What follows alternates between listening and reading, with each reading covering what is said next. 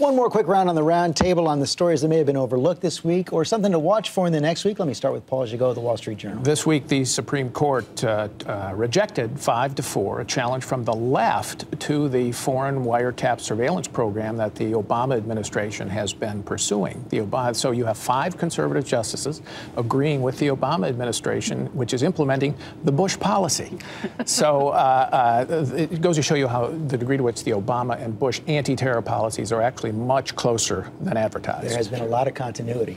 I hate to say this, but I think the environmental impact study on the Keystone Pipeline by the State Department's a normal story. It probably means that Keystone is going to get built and that the environmental community can be up in arms. Yeah, they basically said it's not going to have much of an impact on climate change. And I think that's a big story, and now it's going to. I got Bill McKibben coming to my class at Tulane. I know he's not going to like this, but it's going to. And I'm sure the study will be questioned, but you can't diminish it. Look, if you're a Democrat and you believe in science, then if this is the science, that's the science. So the Keystone Pipeline is going to be approved. It seems more likely today than it did last week. I'll say that.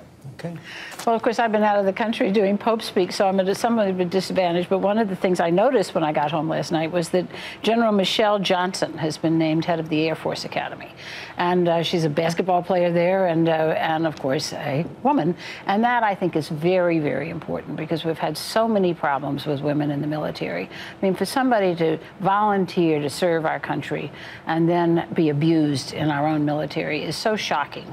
And to have a woman be in charge of training these young Air Force members, I think, is very important. I think that's right. You're going to be going back for the papal conclave. Do you think there's a pope by Easter? Oh, I do. I think that they very much want to have a pope by Palm Sunday, which is March 24th. The day to look for, March 19th, St. Joseph's Day. I just learned, as a Catholic of so many years, that St. Joseph's Day is right up there with Easter and Christmas as a feast day that you can eat meat, you can do anything you want during Lent, and it would be a day that they could rejoice more than most Lenten days. We'll circle it on our calendars. Mia Love.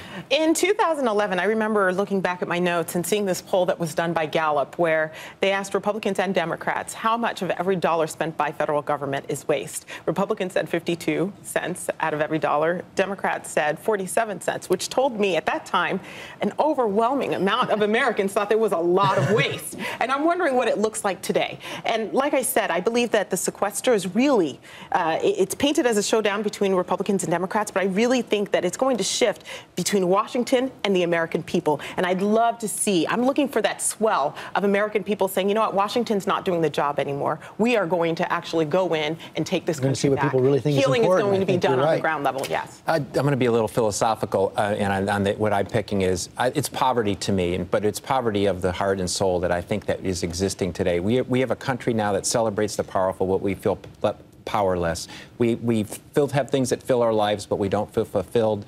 We have more connections, we're less connected, and we have bigger homes, but we're trying to find a home. And I think in the end, what matters about this Pope and what matters is today is how do we find our way to happiness when we have all this stuff going on? We are going to end on that homily. Well said. Thank you all very much. Thank you. And now we honor our fellow Americans who serve and sacrifice.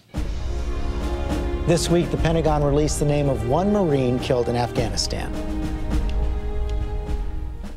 That is all for us today. Thanks for sharing part of your Sunday with us. Check out World News with David Muir tonight, and I'll see you tomorrow on GMA.